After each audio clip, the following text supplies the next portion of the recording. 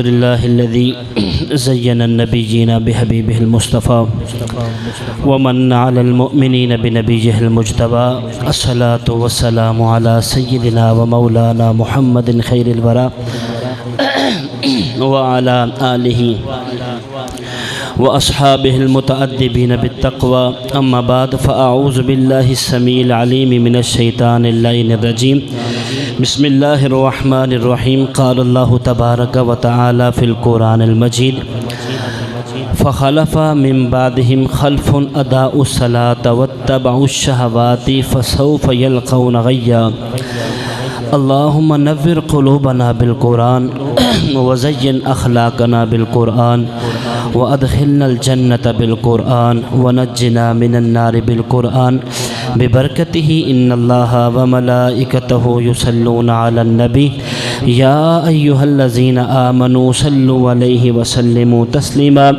محبت کے ساتھ کوئی بھی زبان خاموش نہ ہو، میرے ساتھ مل کر پڑھیں الصلاۃ والسلام علیک یا سیدی یا رسول اللہ، الصلاۃ والسلام علیک یا سیدی یا حبیب اللہ، الصلاۃ والسلام علیک یا سیدی یا نبی اللہ وعلی آلک واصحابک یا سیدی یا نور اللہ۔ سبحانک اللہم و بحمدک و تبارک اسمک و تعالی جدک۔ حضرات عظیم محتشم، کئی دفعہ درود پاک کے فضائل بھی بیان کیے جاتے ہیں۔ مقصد یہی ہے کہ جب ہم درود پڑھ رہے ہوں تو سب کو مل کے ساتھ درود پڑھنا چاہیے، کیونکہ میرے آنکھوں کے سامنے سے ایک روایت گزری ہے تو اس نے مجھے ذرا تھوڑا سا ہلا کے رکھ دیا ہے۔ اس طرح کے منقول ہے کہ ایک شخص جو مسلمان تھا اور مرنے کے بعد اس کو اس کے دوست نے خواب میں دیکھا۔ خواب میں دیکھا تو کیا دیکھتے ہیں کہ وہ جو اس کا دوست ہے اس نے مجوسی ٹوپی پہنی ہوئی ہے۔ مجوسی ٹوپی، مجوسی اسے کہتے ہیں جو آگ کی پرستش کرتا ہو، تو وہ کافر ہے، ظاہر سی بات ہے، آگ کی پرستش کرنے والا، اللہ کے علاوہ کسی کو خدا ماننے والا وہ کافر ہے۔ تو وہ آگ کی پرستش کرتا تھا، یعنی کہ آگ کی جو پرستش کرتے ہیں ان کی ٹوپی اس نے پہنی ہوئی ہے۔ اس دوست نے اس کو کہا کہ تو بظاہر یہاں پر کلمہ پڑھتا تھا، ایسے معاملات تھے، تو نے یہ مجوسیوں کی ٹوپی جس طرح ہم امامہ پہنتے ہیں، ٹھیک ہے جی، سنت ہے سرکار دو جہاں صلی اللہ علیہ وسلم کی، کوئی بھی رنگ کا آپ پہن سکتے ہیں، جو حدیث پاک میں 7 کلر کے امامے آپ پہن سکتے ہیں، پہننا بھی چاہیے۔ امامے کے ساتھ نماز پڑھنے کے زیادہ فضائل ہیں، برکات ہیں۔ تو تیرے ساتھ یہ ایسے کیا ہوا کہ نے یہ تیرے سر پر کیوں ٹوپی پہنائی گئی؟ تو اس نے کہا کہ جب بھی نبی علیہ السلام کا نام آتا تھا میں درود نہیں پڑھتا تھا۔ تو میں نے فرسٹ ٹائم یہ تھوڑا سا، تو میں خود بھی تھوڑا سا حیران ہو گیا تھا کہ کئی دفعہ ہم سستی کر جاتے ہیں، کہ تھوڑی بہت سستی ہم سے ہو جاتی ہے کہ ہم جب بھی نبی کا نام آتا ہے تو درود پاک نہیں پڑھتے۔ تو جب سے میں نے پڑھا تو میں خود تھوڑا سا ڈر گیا ہوں۔ آپ سے بھی یہی عرض کروں گا کہ جہاں بھی جب بھی سرکار علیہ السلام کا نام ہے تو درود پاک ضرور پڑھنا ہے آپ نے، ٹھیک ہے۔ اب ذرا محبت کے ساتھ پڑھیں، چلیں پھر ہم اپنی گفتگو کی طرف چلتے ہیں۔ الصلاۃ والسلام علیک یا سیدی یا رسول اللہ، الصلاۃ والسلام علیک یا سیدی یا حبیب اللہ، الصلاۃ والسلام علیک یا سیدی یا نبی اللہ وعلی آلک واصحابک یا سیدی یا نور اللہ۔ حضرات عظیم محتشم، اللہ کا کروڑا شکر ہے، اللہ پاک نے اپنے فضل اور رحمت سے ہمیں ایک مرتبہ پھر جمعہ مبارک عطا فرمایا۔ یاد رکھیے گا، جمعہ وہ بھی رمضان میں ملنا یہ خوش نصیبی کی علامت ہوتی ہے، اور کئی لوگ ہمارے ساتھ پچھلے رمضان میں تھے، ابھی نہیں ہیں، ہو سکتا ہے اگلے رمضان میں ہم نہ ہوں، تو اس وجہ سے اللہ کا کروڑا شکر ہے کہ اللہ پاک نے ہمیں جمعہ عطا فرمایا، وہ بھی رمضان کے اندر۔ تو جو میرے بھائی ابھی تک توبہ اور استغفار نہیں کر سکے تو موقع اچھا ہے۔ جمعے میں کچھ گھڑیاں ایسی ہوتی ہیں کہ جس میں لاکھوں لاکھ بندوں کو اللہ پاک جہنم سے آزاد کر کے جنت کا پروانہ عطا فرماتا ہے۔ اور رمضان میں بھی یہ حدیث ہے، جمعے کے والے سے بھی یہ حدیث ہے، افطار کے وقت بھی یہ حدیث ہے، تو ہمارے پاس آج موقع اچھا ہے کہ ابھی تک ہم اگر اپنے گناہوں سے معافی نہ مانگ سکیں، کیونکہ سرکار نے فرمایا بدبخت ہے وہ شخص کہ جس نے رمضان کا مہینہ پایا اور رمضان کا مہینہ پا کر اللہ کو راضی نہ کر سکا۔ تو ہمیں اللہ سے توبہ بھی کرنی چاہیے، استغفار بھی کرنا چاہیے۔ حضرات محتشم محمود اور ایاز، آپ نے بڑا ان کے مشہور واقعات سنے ہوں گے۔ محمود سے ایاز بڑی محبت کرتا تھا، باقی بھی جو اس کے دوست تھے وزراء وغیرہ وہ سارے کہتے تھے کہ محمود تم ایاز سے اتنا پیار کیوں کرتے ہو؟ تو محمود نے کہا تھا کہ ایاز سے محبت کرنے کی یہی وجہ ہے کہ اس نے کبھی کسی بھی قسم کی شکایت گلہ اور شکوہ نہیں کیا۔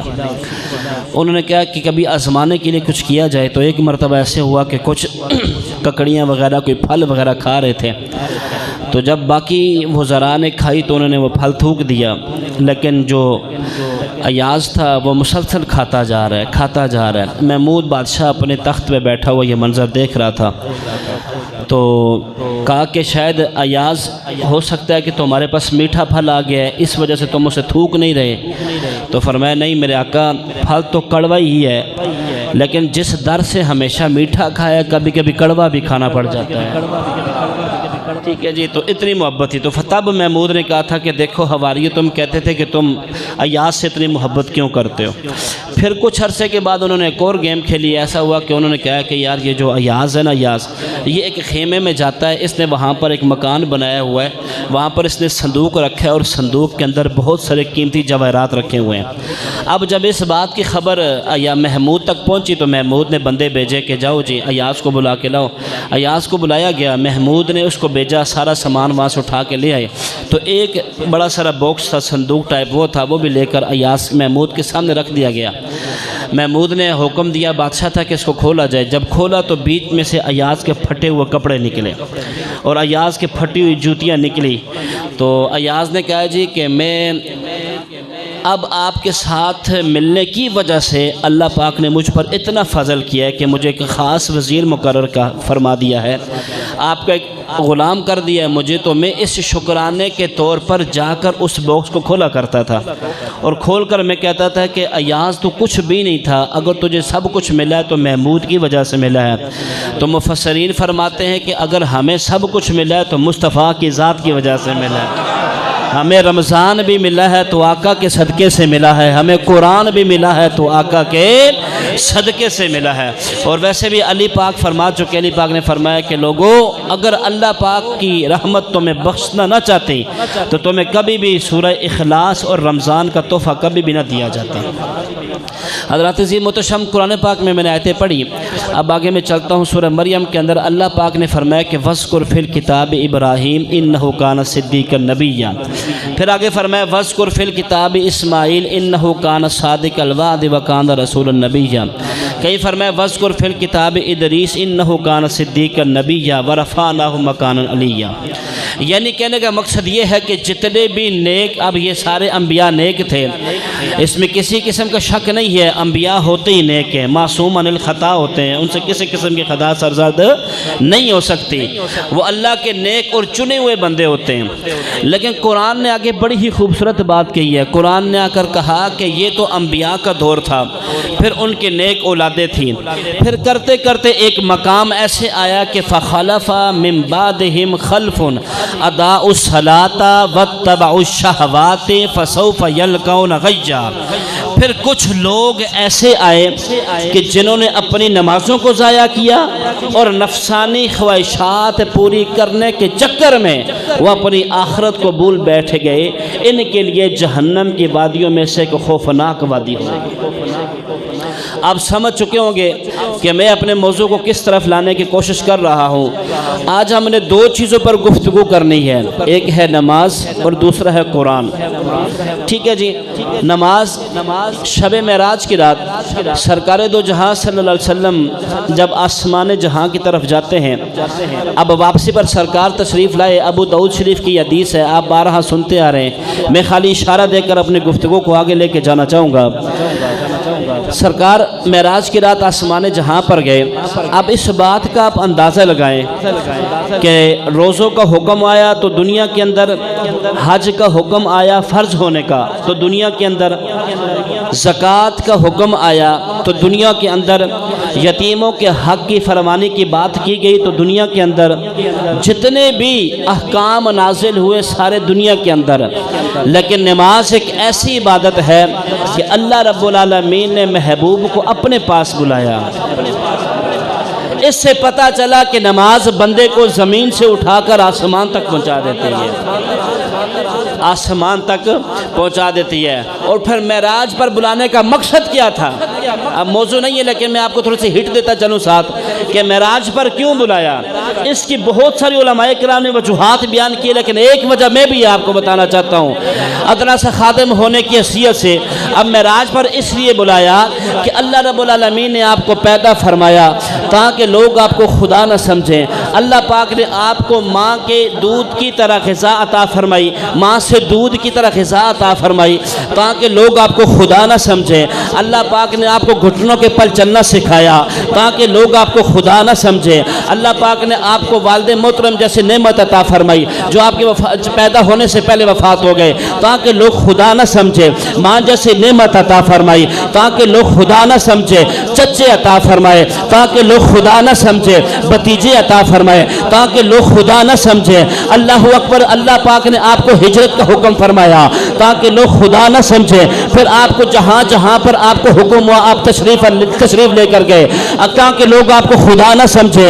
اللہ پاک نے پھر آپ کو شادی کا حکم عطا فرمایا تاکہ لوگ خدا نہ سمجھے۔ پھر اللہ پاک نے آپ کو اولادیں عطا فرمائی تاکہ لوگ خدا نہ سمجھے۔ پھر اللہ پاک نے آپ کو صدیق جیسا دوست عطا فرمایا تاکہ تجھے لوگ خدا نہ سمجھے۔ پھر علی جیسا شیر عطا فرمایا تاکہ لوگ خدا نہ سمجھے۔ پھر عمر جیسا دوست عطا فرمایا تاکہ لوگ خدا نہ سمجھے۔ پھر عمر بن عاص جیسا صحابی عطا فرمایا۔ پھر عبداللہ بن عمر جیسا صحابی عطا فرمایا۔ پھر عمر بن جناب عبداللہ بن عمر جیسا صحابی عطا فرمایا۔ ابی بن کعب جیسا صحابی عطا فرمایا۔ جابر بن عبداللہ جیسا صحابی عطا فرمایا۔ جب اتنا کچھ عطا فرمانے کے بعد اللہ نے اپنے پاس آسمان پر بلا کر بتایا، فرمایا لوگوں میں نے اپنے محبوب کو دنیا میں لا کر تم کو یہ بتا دیا کہ تم میرے محبوب کو خدا نہ سمجھنا، اور اپنے پاس بلا کر یہ بتا دیا کہ مجھ کو محبوب سے جدا نہ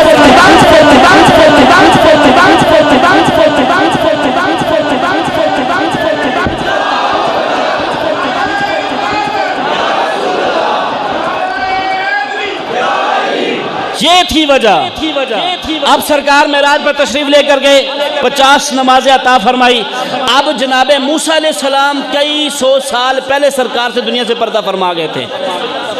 پتہ چلا جو نیک لوگ ہوتے ہیں وہ دنیا سے پردہ فرما جانے کے بعد بھی مدد کرتے ہیں۔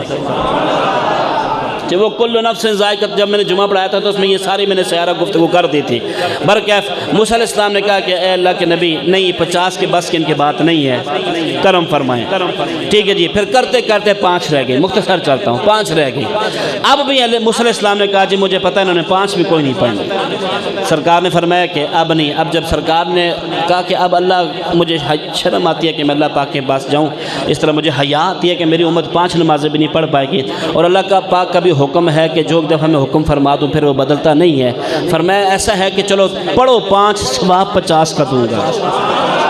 اور حضرت انس بن مالک رضی اللہ تعالیٰ نے ارشاد فرماتے ہیں کہ سرکار نے فرمایا یہ میری امت کے لیے خاص تحفہ ہے، یہ صرف اس امت کو 5 نمازیں پڑھیں گے، 5 ثواب کتنے کا ہے؟ اور اونچا تو بولو کتنے کا ثواب ہے؟ کیونکہ مجھے پتہ ہے کل آپ نے زور میں نظر نہیں آنا، بلند آواز سے بولو کتنے کا ثواب ہے؟ اچھا، معراج کے جب سرکار کو نماز عطا کی گئی نا، اس کے بعد 11 سال اور 6 ماہ تقریباً سرکار دنیا میں تشریف فرما ہوئے۔ اس دورانیے کے اندر سرکار نے 20,000 نمازیں ادا فرمائی۔ معراج کی رات تحفے کے بعد 11 سال 6 ماہ کچھ دن سرکار دنیا میں جلوہ گر ہوئے، تو اس لمحے کے اندر ٹھیک ہے جی آپ نے کتنی نمازیں پڑھی؟ 20,000۔ کتنی؟ ہونے بھول گئے ہو یار، کتنی پڑھی ہے؟ اور آپ نے 500 جمعے بھی ادا فرمائے، 9 آپ نے عیدیں ادا فرمائی۔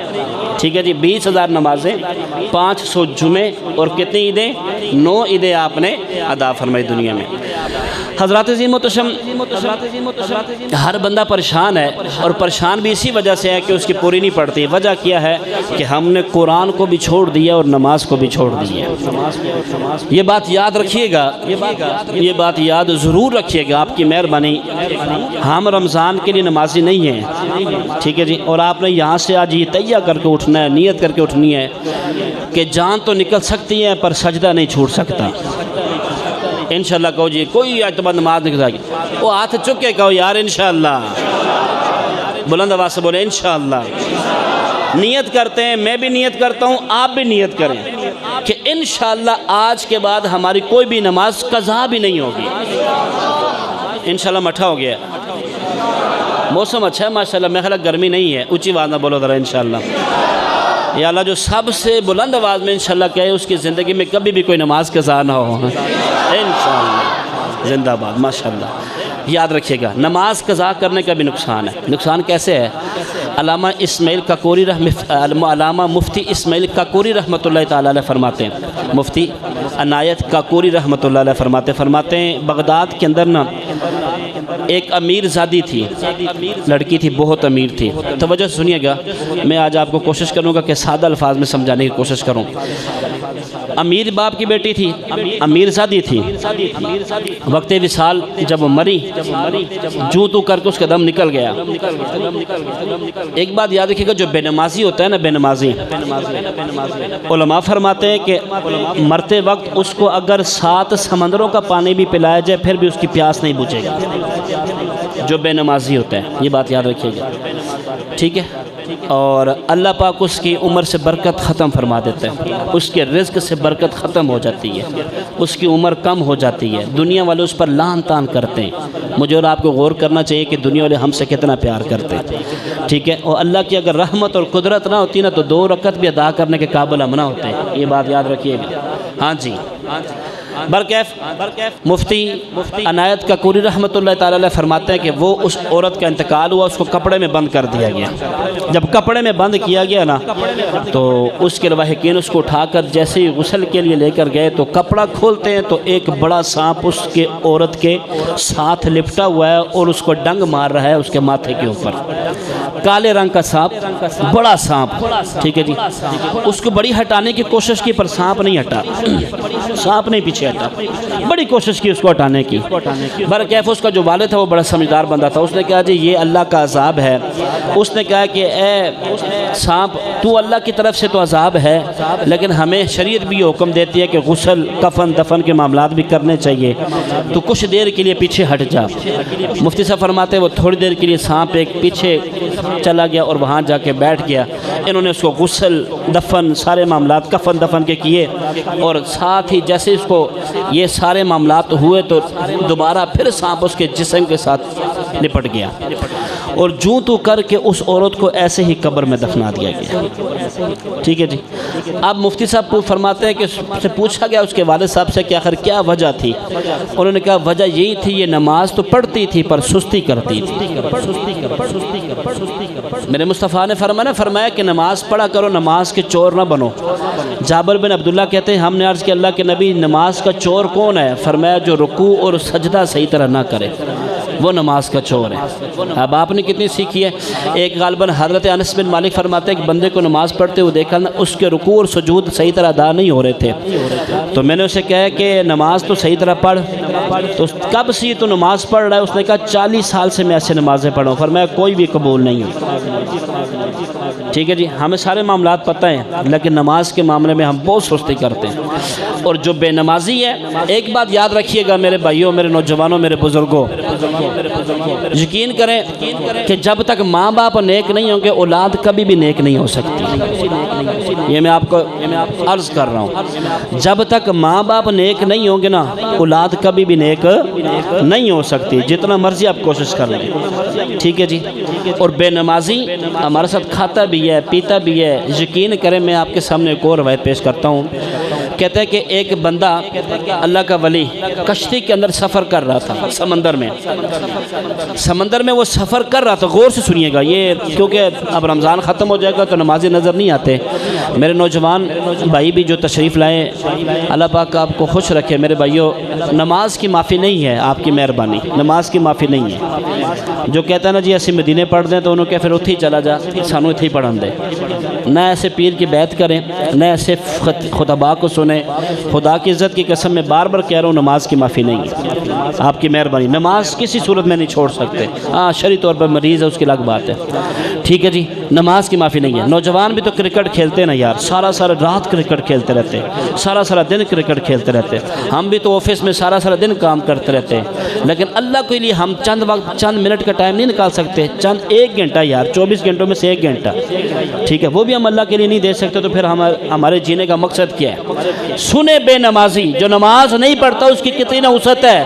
کبھی آپ نے اس بات پہ غور کیا ہے؟ بے شک وہ بیٹا ہے، باپ ہے، بھائی ہے. میں کہتا ہوں اب یہاں پر وہ تذکرہ کرتے کہتے ہیں کہ ایک شخص تھا، وہ جیسے کشتی میں بیٹھا، اس نے کشتی میں کیا دیکھا سمندر میں، کہ سمندری مخلوق جو ہے وہ ایک دوسرے کو کھائی جا رہی ہے، کھا رہی ہے ایک دوسرے کو. تو وہ جو اللہ کے ولی تھے کشتی میں بیٹھے، ملاح سے پوچھا، جو کشتی چلاتا ہے اس کو ملاح کہتے ہیں، کہ یار یہ کیا وجہ ہے کہ میں دیکھ رہا ہوں سمندر کے اندر کے سمندری مخلوق ایک دوسرے کو کھائی جا رہی ہے، وجہ کیا ہے؟ انہوں نے کہا کہ ہوا یہ ابھی سے نہیں ہے، 10 سال ہو گئے یہ اسی طرح کا معاملہ ہے کہ وہ ایک دوسرے کو کھا رہے ہیں. وجہ کیا ہے؟ کہا جی وجہ یہ ہے کہ ایک مرتبہ ایک بے نمازی یہاں سے گزرا. توجہ چاہوں گا آپ کی. ایک بے نمازی یہاں سے گزرا، اس نے سمندر میں ایسے چلو بھرا ایسے اور کلی کی. اب سمندر کا پانی آپ سمجھ سکتے ہیں نمکین ہوتا ہے. اب اس نے منہ سے جیسے ہی پانی میں تھوکا، وہ دن لے کر آج تک ان کی وجہ سے عذاب آ رہا ہے. 10 سال ہو گئے یہ مچھلی ایک دوسرے کو کھا رہی ہیں، صرف اس بے نمازی کی چلو لینے کی وجہ سے اور منہ میں رکھ کے تھوکنے کی وجہ سے ان پر اتنا عذاب نازل ہے. اب میں اور آپ غور کریں کہ ہم کہاں پر کھڑے. فخلف من بعدهم خلف اداؤوا الصلاۃ واتبعوا الشهوات فسوف يلقون غیا. یہ بات یاد رکھیے گا، جو ان کے پیچھے آئے نا وہ نمازیں برباد کرتے رہے. بھائی میرے پاس ٹائم نہیں ہے، سوری، میں نماز کے لیے وقت نہیں دے سکتا، آپ کی مہربانی. وہ تو اندر کے معاملات تو بعد کی بات ہے نا، قبر کے. فرمایا بے نمازی کو قبر ایسے دباتی کہ اس کی پسلیاں آپس میں مل جاتی. اور دوسری بات کہ قرآن کو نہیں چھوڑنا آپ نے، آپ کی مہربانی. حضرت علی پاک فرماتے ہیں کہ سرکار نے فرمایا علی قرب قیامت ایک ایسا فتنہ آئے گا کہ سارا جہان اس میں مبتلا ہو جائے گا. علی پاک نے عرض کیا اللہ کے نبی کہ اس سے بچنے کا کوئی وظیفہ عطا فرمائے. تو فرمایا کثرت سے قرآن پڑھا کر. نماز اور قرآن کا بڑا رشتہ ہے آپس میں، یقین کریں، نماز اور قرآن کا. حضرت مالک بن دینار کہتے ہیں کہ مجھے اللہ پاک نے کرم فرمایا، مجھے اللہ پاک کا دیدار ہوا، تو میں نے اللہ پاک کی بارگاہ میں التجا کی کہ الہ العالمین، جو تجھے سب سے محبوب ترین عمل پسند ہے نا وہ ارشاد فرما دے، تاکہ میں دنیا کو بھی بتا سکوں کہ اللہ پاک کو یہ عمل بڑا پسند ہے. تو حضرت مالک بن دینار رحمۃ اللہ تعالیٰ علیہ فرماتے ہیں کہ اللہ پاک نے ارشاد فرمایا کہ قرآن کی تلاوت کرنا بندوں کا مجھے بڑا پسند ہے. قرآن کی تلاوت کرنا بندوں کا، قرآن کی تلاوت، یہ عمل مجھے بہت زیادہ پسند ہے. کیونکہ حضرت عثمان غنی رضی اللہ تعالیٰ عنہ فرماتے ہیں کہ سرکار نے فرمایا خیرکم من تعلم القرآن وعلمہ، فرمایا تم میں سے بہترین شخص وہ ہے جو قرآن سیکھے اور سکھائے. علامہ بدر الدین عینی رحمۃ اللہ تعالیٰ علیہ اس کی جناب ولد شرح کے اندر فرماتے ہیں کہ پتہ چلا کہ سارے اعمال میں سے جو اعمال ہیں ان میں قرآن کی تلاوت سب سے افضل عمل ہے. اور پھر فرمایا کہ جو حافظ قرآن ہے، اب اللہ رب العالمین ارشاد فرما رہا ہے ان للہ اہلین من الناس. سے یہ ایک الگ موضوع تھا، شاید محفل نہیں ہوئی ہے کیا میرا تھا، لیکن میں کہیں اور چلا گیا تھا تو میں نہیں آ سکا. میرا یہی ذہن تھا کہ ہم قرآن کے والے سے پوری گفتگو کر دیں گے، تاکہ ہاں کیونکہ مجھے پتہ ہے کہ میں بھی اور آپ بھی ابھی بھی کچھ ایسے لوگ ہیں جنہوں نے رمضان کے مہینے میں قرآن نہیں کھولا، روزے رکھ کے نمازیں نہیں پڑھی. تو پھر روزوں کا کیا ہے یار؟ عید تو اس بندے کو مبارکباد دینی چاہیے نا جس نے 30 روزے رکھے ہوں. جس نے قرآن پڑھا ہو، صدقہ و خیرات کیا ہو، اللہ کو راضی کیا ہو، جس نے میری طرح چوکوں میں راتیں گزاری ہوں، جس نے میری طرح چوکوں میں جناب والا اسٹیڈیم کے اندر میچوں میں راتیں گزاری ہوں، جنہوں نے جناب والا ابھی سے سینموں کی ٹکٹیں بک کرائی ہوں، جنہوں نے جناب والا ابھی بھی سوچا ہو کہ ہم یہ کام کریں گے، ہم یہ کریں گے، وہ کریں گے، ان کے میری عید کیا ہے؟ عید تو دیکھیں نا، اب صحابہ عید کی خوشی تو اپنی جگہ پر ہے، میں اس چیز کا انکار نہیں کرتا، لیکن صحابہ رمضان کے جانے کا 6 ماہ تک غم منایا کرتے ہیں کہ ہم سے رمضان چلا گیا ہے، ہم سے رمضان چلا گیا ہے۔ اور پھر قرآن سے دوری، خدا کی عزت کی قسم۔ آؤ ایک اور بات سنیں اور پھر اس کے بعد میں انشاءاللہ ایک بات کر کے اجازت چاہوں گا۔ حضرت حذیفہ رضی اللہ تعالیٰ عنہ، اللہ کی عزت کی قسم، آپ قرآن سے محبت کریں، قرآن آپ کو چھوڑے گا نہیں، اور یہ نہیں دنیا کے اندر، دنیا میں بھی نہیں چھوڑے گا، قبر میں بھی نہیں چھوڑے گا، اور جنت میں بھی آپ کو نہیں چھوڑے گا۔ یار قرآن سے تو محبت کر، ان اللہ یرفع بہذا الکتاب اقواما، سرکار فرماتے کہ اسی قرآن کی وجہ سے اللہ پاک کئی قوموں کو بلند مقام اور مرتبہ عزت عطا فرماتا ہے، صرف اس قرآن کی وجہ سے۔ اور فرمایا جو حافظ قرآن کے والد ہوگا اس کو اللہ پاک تاج پہنائے گا، جس کی چمک دنیا کی سورج کی چمک تو ماند پڑ سکتی ہے، پر اس تاج کی چمک کبھی بھی ماند نہیں پڑ سکتی۔ اور فرمایا پھر اللہ پاک اس کو بدے کو، اب ہاتھ دیکھیں حافظ قرآن کے والد کی بات ہو رہی ہے یہاں پر، حافظ قرآن کی، اور ہماری کیا خواہش ہوتی ہے؟ نہیں یار نہیں، اس طرف بچے کو لاؤں گا تو بھوکا مر جائے گا۔ وہ اللہ کی عزت کی قسم، جتنی عزت دین میں نے کہیں پر نہیں دیکھی، جتنا رب یہاں نوازتا ہے میں نے کہیں پر نہیں دیکھا، اللہ کی عزت کی قسم۔ یہ بات اپنی اولادوں کو قرآن کی طرف لے کر آئیں یار، ہماری بچہ بات کیوں نہیں مانتا؟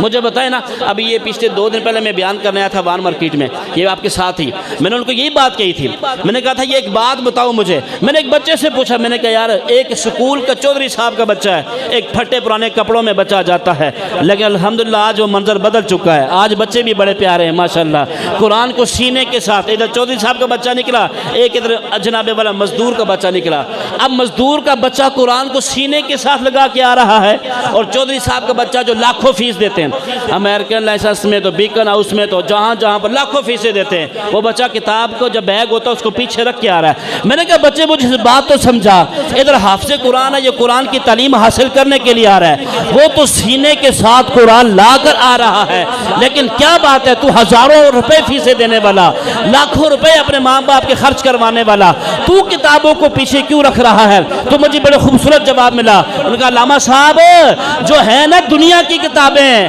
یہ تو رہ جائے گی پیچھے، جس نے آگے جانا ہے وہ تو رب کا قرآن ہے، وہ تو رب کا قرآن ہے جس نے ساتھ جانا۔ اور ایسے نہیں آئے، میں آپ کو روایت پیش کرتا ہوں شرح الصدور کے اندر، حضرت حذیفہ رضی اللہ تعالیٰ عنہ، حضرت ابو ذر غفاری رضی اللہ عنہ سرکار سے عرض کرتے اے اللہ کے نبی، اے اللہ کے پیارے محبوب، ہمیں کوئی ایک نسخہ بتا دیں۔ سرکار نے فرمایا کہ اللہ سے ڈرا کرو، اللہ سے ڈرا کرو۔ اے اللہ کے محبوب کچھ اور کرم فرما دیں۔ سرکار نے فرمایا کثرت کے ساتھ قرآن پاک کی تلاوت کیا کرو۔ نہیں یہ بات یہاں پر ختم نہیں ہوئی، بڑی حدیث ہے یہ، اب آگے سنیں کیا ہوا۔ سرکار نے فرمایا حذیفہ تمہیں پتہ ہے جب ایک بندہ دنیا میں قرآن پڑھتا ہے نا، اپنی راتوں کو جاگ کر، دن کے کاموں کو چھوڑ کر، یقین کریں کئی کے نیک لوگ آج بھی ہیں وہ سر سے رات قرآن پڑھتے ہیں۔ میں کچھ دن پہلے ایک ویڈیو میں سے گزری، علامہ خادم حسین رضوی رحمۃ اللہ تعالیٰ علیہ بابا جو وہ فرماتے کہ میں نے جب پڑھا کہ امام اعظم ابو حنیفہ رمضان میں 61 بار قرآن ختم کرتے تھے، اور کئی اللہ کے ولی ایک رات میں قرآن مکمل فرمایا کرتے تھے، کئی 3 راتوں میں، تو کہتے مجھے جذبہ آیا، جوش ہے کہ یہ کیسے ہو سکتا ہے، میں بھی وہ ہمارا یقین ہے، فرماتے میں بھی تو کوشش کروں، فرماتے کہ میں نے ایک دن کے اندر پورا قرآن پڑھ لیا، میں نے خود اپنے کانوں سے سنا ہے۔ بابا جی فرماتے میں نے ایک دن کے اندر پورا، کہتے مجھے سارا دن نہ پیاس لگی نہ مجھے بھوک لگی۔ اور اللہ کے بندے قرآن تو بھوک اور پیاس کو ختم کر دیتا ہے، یاد رکھیے گا، نماز قرآن یہ بھوک اور پیاس کو ختم کر دیتی ہے۔ حضرت حذیفہ کہتے ہیں، حضرت ابو ذر غفاری کہتے ہیں کہ سرکار نے فرمایا ابو ذر ایک بات یاد رکھنا، جب انسان قرآن پڑھتا ہے نا دوستی لگاتا ہے دنیا میں قرآن کے ساتھ، ایک بات یاد رکھنا پھر قرآن اس کو تنہا نہیں چھوڑتا۔ اللہ کے نبی کیسے؟ فرمایا جب وہ بندہ مر جاتا ہے، اب آپ نے غور سے سننا ہے، جب وہ بندہ مر جاتا ہے، شرح الصدور کے اندر ہے، وہ بندہ جب مر جاتا ہے تو قرآن نہ آ کر اس کے پاس آ جاتا ہے، ٹھیک ہے جی، اس کے پاس آ جاتا ہے۔ لوگ جیسے اس کو غسل کفن دیتے تو قرآن ایک سائیڈ پر ایسے کھڑا ہو جاتا ہے، توجہ چاہوں گا، ایسے کھڑا ہو جاتا ہے۔ اب جب اس کو کفن دے چکے ہوتے ہیں، ٹھیک ہے، تو قرآن ایسے چلتا چلتا اس کے سینے کے اوپر آ جاتا ہے۔ پھر جب وہ لوگ اس کو، میں حدیث پڑھ رہا ہوں آپ کے سامنے، ٹھیک ہے جی، اللہ پاک کمی کا جی معاف فرمائے، مفہوم عرض کر رہا ہوں، اپنے الفاظ میں مفہوم بیان کرنے کی کوشش کر رہا ہوں۔ پر سرکار نے فرمایا جب انسان قبر میں جاتا ہے نا تو قرآن قبر میں ساتھ آ جاتا ہے۔ منکر نکیر ہر کسی قبر میں جائیں گے، جیسے آتے ہیں قرآن آگے آ جاتا ہے۔ وہ زور لگاتے ہیں، بس لگاتے ہیں، قرآن کہتا ہے اینو مینو نہیں چھڑیا، مینو کے میں چھڑ دا ماں، وہ اس نے مجھے نہیں چھوڑا، میں اس کو کیسے چھوڑ سکتا ہوں؟ بلکہ سرکار فرماتے ہیں، سرکار ابو ذر غفاری کہتے ہیں سرکار نے فرمایا قرآن اس کے ساتھ رہتا ہے، قرآن اس کو کہتا ہے کہ آرام سے لیٹ، تجھے اب کوئی بھی چیز تنگ نہیں کرے گی۔ پھر کیا سرکار نے فرمایا قرآن اس کے ساتھ ہی رہتا ہے، قبر میں قرآن اس کے ساتھ رہتا ہے۔ پھر کیا کہتے ہیں، فرماتے 1000 فرشتہ آسمان سے اس کی قبر میں آتا ہے، آیا آیا 1000 فرشتہ اس کی قبر میں آسمان، چوتھے آسمان سے، سرکار نے فرمایا چوتھے آسمان سے 1000 فرشتہ اس بندے کی قبر میں آتا ہے کہ جس نے زندگی میں قرآن کا بھی نہیں چھوڑا تھا، وہ آتا ہے اور قبر میں، اور فرشتے سے کہتے ہیں کہ آپ ذرا اس طرف ہو جائیں، ہم آپ کے لیے جنتی بستر نہ لگا دیں۔ وَافْرِشُوهُنَّ فِي الْجَنَّةِ وَالْبِسُوهُنَّ فِي الْجَنَّةِ وَافْتَحُوا لَهُ بَابًا مِنَ الْجَنَّةِ۔ سرکار فرماتے وہ 1000 فرشتہ اس کی خدمت کر رہا ہوتا ہے جو قرآن سے محبت کرتا ہے، ایسے نہیں یار۔ سرکار نے فرمایا وہ فرشتوں سے کہتے ہیں کہ آپ ایک طرف ہو جائیں، پھر فرماتے ہیں ایک بہت ہی خوبصورت قسم کا جنتی بستر لگایا جاتا ہے اس کے لیے۔ پھر فرماتے ہیں کہ 1500 مسافت کی طور پر قبر، یعنی اتنی لمبی قبر اس کی ہو جاتی ہے۔ یار 1000 فرشتے نے آنا، قبر تو لمبی ہونی ہے نا یار، 1000 فرشتے نے آنا ہے، قبر تو پھر لمبی ہونی ہے نا۔ فرماتے ہیں پھر اس کی حد نگاہ قبر کو وسیع کر دیا جاتا ہے۔ پھر سرکار فرماتے ہیں، سرکار تو جہاں فرماتے ہیں فرشتے اس کے دائیں اور بائیں، سر اور پاؤں کی طرف، سر اور پاؤں کی طرف 2 چراغ جلا دیتے ہیں، 2 چراغ جن کی روشنی قیامت تک ہوگی۔ پھر فرماتے ہیں فرشتہ اس کو پیار دیتا ہے، دلاسا، وہ قرآن اس کو دلاسا دیتا ہے اپنے پڑھنے والے کو، قاری کو، پڑھنے والے کو، قاری سے مراد جو بھی پڑھنے والا ہو یہاں پر۔ پھر وہ قرآن کہتا ہے سو جا سو جا، تو نے زندگی دنیا کے اندر اپنی نیندیں برباد خراب کی تھی نا، میری خاطر اپنی نیندیں قربان کی تھی، خراب سے مطلب قربان کی تھی، آج آرام سے سو، تو سو میں جاگ رہا ہوں، تو سو میں جاگ۔ پھر یہاں پر بات ختم نہیں ہوئی، اور آگے چلیں۔ سرکار نے فرمایا پھر وہ بندہ سو جاتا ہے، سو جاتا ہے، قرآن اس کے ساتھ ہوتا ہے۔ پھر کہتے ہیں کہ جب وہ بیچ میں سے کبھی کبھی اٹھتا ہے تو سرکار فرماتے ہیں پھر جب اس کی اولاد میں سے کوئی بندہ قرآن پڑھتا ہے، اس کی اولاد میں سے کوئی بندہ قرآن پڑھتا ہے تو پھر فرشتے اس بندے کو جو مر جاتا ہے اس کو مبارکباد پیش کرتے ہیں۔ اگر اولاد نیک نہ ہو تو اس کو نیک ہونے کے لیے اس کی اولاد کے لیے فرشتے دعا کرتے ہیں۔ یار اب اس سے بڑا اور میں کیا آپ کو بات۔ اور پھر اللہ رب سرکار نے فرمایا، اللہ رب العالمین ارشاد فرماتا ہے کہ ان للہ اہلین من الناس، دنیا میں کچھ لوگ ایسے جو میرے گھر والے ہیں۔ اللہ فرما رہا ہے یہاں پر تو ایک جس کے بعد 2 عہدے آ جائے وہ کہے جی یہ میرا بندہ نو ہاتھ نہ لائیں، وہ بندہ بھی اکڑ کے چل دے، خبردار میں نے کوئی ادھر آ کے چکے تھے ویکھے میرے وال، تانوں نہیں پتا میرا واسطہ کدھر نے پیا ہوا ہے۔ او بھائی ادھر اللہ فرما رہا ہے کہ دنیا میں کچھ لوگ میرے گھر والے ہیں۔ اب مجھے بتاؤ کون گھر والا ہے؟ سرکار نے فرمایا صحابہ تمہیں پتہ ہے دنیا میں امیر کون ہے؟ تو صحابہ نے عرض کیا عبد الرحمن بن عوف رضی اللہ عنہ، بڑے مالدار تھے، حضرت عبد الرحمن بن عوف یا حضرت عثمان غنی؟ سرکار نے فرمایا صحابہ نہیں، جس کو زیادہ قرآن آتا ہے وہ امیر ہے، جس کو زیادہ قرآن آتا ہے وہ امیر ہے۔ اب یہاں سے دیکھیں قرآن کس کو آتا ہے؟ ابھی دیکھیں بس آج ختم ہو گیا، بس قرآن پاک بند، بس پتہ نہیں کہاں رکھا ہوا ہے۔ او جب کوئی مر گیا یا شادی ہوئی وہ آپ سنتے رہتے ہیں، بس ٹھیک ہے جی قرآن پاک کو نکال۔ آپ کی مہربانی قرآن سے رشتہ مضبوط کریں، اللہ کی عزت کی قسم یہ تمہیں دنیا میں بھی خوشحال کر دے گا، آخرت میں بھی خوشحال کر دے گا۔ قرآن کو نہیں چھوڑنا آپ نے، قرآن کو نہیں چھوڑنا۔ اور ایک اور بات، اچھا وہ بے نمازی کی بات چل رہی تھی بیچ میں، قرآن کا تذکرہ میں نے کہا کر دوں۔ اب حضرت عیسیٰ علیہ السلام ایک جگہ سے گزرے، ایک بستی سے گزرے، جب آپ بستی سے گزرے نا تو کیا دیکھتے ہیں کہ اللہ پاک نے ان کو طرح طرح کے باغات، طرح طرح کے چشمے، طرح طرح کی مہربانیاں اللہ پاک نے ان پر فرمائی ہوئی تھی، طرح طرح کی مہربانیاں۔ ذرا توجہ، بس آخری بات ہے پھر اجازت چاہوں گا۔ اب حضرت عیسیٰ علیہ السلام، انہوں نے حضرت عیسیٰ علیہ السلام کی بڑی اتباع کی، پیروی کی، اطاعت کی، بڑی تعظیم کی، توقیر کی۔ حضرت عیسیٰ علیہ السلام بڑے خوش، عتیہ علیہ السلام اس بستی سے 3 دن کے بعد، وہ 3 دن بیچ میں رہی ہے، 7 دن آپ نے قیام فرمایا، آپ وہاں سے تشریف لے گئے۔ اب جب وہاں سے آپ گئے نا تو کیا ہوا، کچھ دیر کے بعد، غالباً 7 دن کے بعد آپ جب واپس آئے تو کیا دیکھا، اس بستی میں تو کوئی چشمہ ہی نہیں ہے، اس بستی میں کوئی چشمہ ہی نہیں ہے، کوئی باغات نہیں ہے، کوئی درخت نہیں ہے، کوئی پھل پھول کچھ بھی نہیں ہے، یہاں تک کہ چشموں کا پانی بھی ختم، باغات بھی ختم، سارا کچھ کھنداڑو بن گیا، سارا کنڈر بن گئی ہے۔ عتیہ علیہ السلام نے کہا کہ اللہ پاک رب العالمین کی بارگاہ میں دعا کی کہ الہ العالمین، کیا ان لوگوں نے تیرے حکم عدولی کی ہے، حکم عدولی کی ہے، نافرمانی کی ہے، انہوں نے کیا کیا ہے کہ ان سے اتنا کچھ چھین لیا گیا ہے، کچھ دن پہلے تو میں یہاں سے گزرا تھا، یہاں پر یہ منظر تھا، اب کیا ہو گیا ہے، اب یہ تو سارا کچھ کھنڈرات بن گئے۔ تو اللہ پاک نے فرمایا عیسیٰ علیہ السلام انہوں نے کوئی نافرمانی نہیں کی ہے، لیکن ان میں ایک شخص ایسا کسی اور جگہ سے آیا، بے نمازی تھا، بے نمازی تھا، اس نے چشمے کا پانی پیا، وہی بات پیچھے والی، ٹھیک ہے جی، چشمے کا پانی پیا اور اس نے کلی کر دی، بس اس کے کلی کرنے کی وجہ سے جہاں جہاں چشمے کا پانی گیا میں نے سب پر عذاب نازل کر دیا۔ بے نمازی کتنی سزا ہے۔ اور بعض تو علامہ اسحاق اور بڑے بڑے علماء کرام فرماتے کہ بے نمازی کو مسلمانوں قبر میں نہ دفناؤ، بے نمازی کو مسلمانوں کے قبرستان میں مت دفناؤ، کیوں کہ اس کی وجہ سے ان پر، وہ کہتے ہیں جب یہ بے نمازیوں کو لے کے جا رہا ہوتا ہے نا انسان کندھوں پر اٹھا کے، تو قبر والے چیختے ہیں خدا کا واسطہ اسے ہم میں نہ دفناؤ، اس کی وجہ سے ہم پر بھی عذاب نازل ہوگا، اس کو لے جاؤ، اس کو ہمارے طرف نہ لے کر آؤ۔ اتنا یار حکم ہے، اور ہم نماز ہی نہیں پڑھتے، 5 وقت کی ہے یار، 50 نہیں ہے، 5 وقت کی نماز ہے، ہم وہ بھی نہیں پڑھتے، ہم قرآن، اب بس رمضان ختم ہو گیا، لیکن کوئی عاشق رسول ہوتا ہے وہ قرآن سے بڑی، میں یہ نہیں کہتا آپ ڈیلی 1 سپارہ پڑھا کریں، صرف 1 رکوع پڑھ لیا کریں یار، 1 رکوع پڑھ لیا کریں۔